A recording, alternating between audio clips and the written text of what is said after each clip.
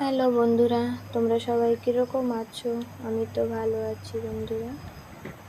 দেখো তোমাদের আরেকটা নতুন জায়গা নিয়ে এসেছি, রাবণ বাগিচা।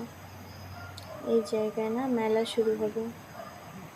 দেখো বন্ধুরা, সাগরের পাড়ে বিচ মেলা বলে। 30শে ডিসেম্বর শুরু হবে। তোমরা সবাই চলে এসো মেলা দেখতে।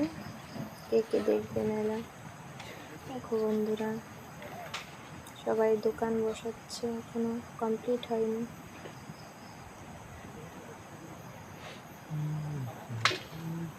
কি সুন্দর জায়গা না বন্ধুরা, সাগরের পাড়ে মেলা, কি মজা।